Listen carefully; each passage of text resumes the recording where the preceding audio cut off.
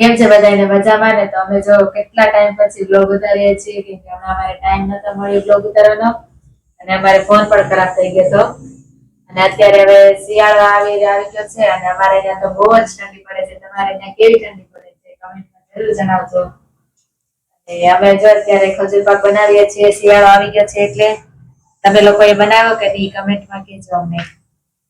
અમે તો જો હવે શિયાળાની તૈયારી કરવા મળ્યા છીએ, બધું બનાવીએ છીએ. ચલો ઘી આવી જાય છે બહુ બધું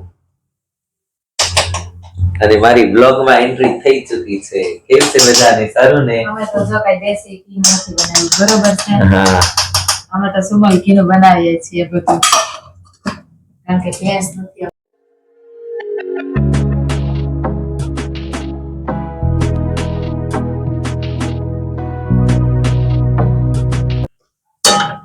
અમે બે ટાઈપના ખજૂર પાક બનાવીએ છીએ, એક તો લાડાવાળા ખજૂર પાક અને એક ડ્રાય ફ્રૂટ ખજૂર પાક. બેયમાં બધું હરખા જ ઇન્ગ્રેડિયન્ટ છે, ખાલી ખોટા ટાઈમ પાસ કરવાનું છે બેયમાં. કા? હા હા, એક ખજૂર પાક ની ચીકી કરવાની છે ડ્રાય ફ્રૂટ ની, એમાં ખજૂર ઓછી માત્રામાં હોય.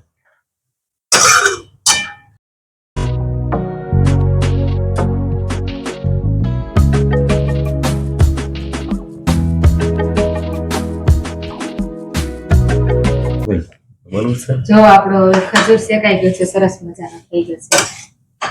મમ્મી શું કરો છો? આ જો દસ્તી ખજૂર પાક બનાવે તો પડકે ઊભી છે.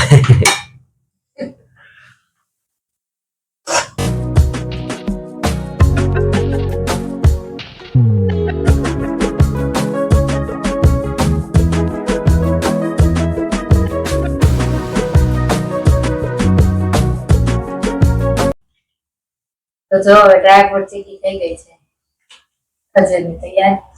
અને હવે આ લાડવા ખજૂર પાક કરીએ છીએ અને ટોપરું ને કાજુ બદામ નાખીને મમ્મી મિક્સ કરે છે અને હવે એના અમે લાડવા વાળશું.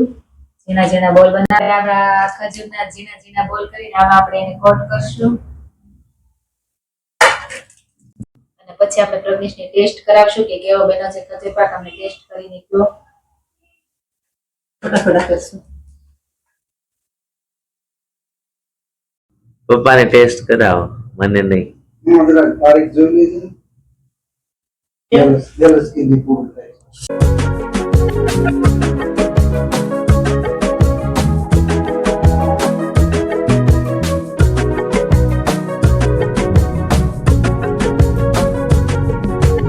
તો જો ડ્રાય ફ્રૂટ ચીક્કી અને ખજૂર પાકના બોલ પણ તૈયાર થઈ ગયા છે અને ફાઇનલી મારા ખજૂર પાક બની ગયા છે અને બહુ જ મસ્ત બને છે. ટેસ્ટમાં બધાએ પણ ટેસ્ટ પણ કરી લીધો છે. જો મમ્મી તો ટેસ્ટ કરે છે.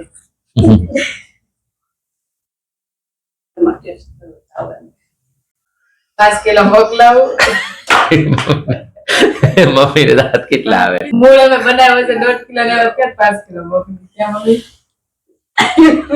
મમ્મી ને આ પડી હોય તો તું એવું નહીં બોલતો. એ બગા પડી ચાલે. તો અમે મસ્તી કરીએ છીએ. અમે પણ ખાલી 1.5 કિલો ને બનાવ્યો છે ખજૂર પાક. ચાલો તો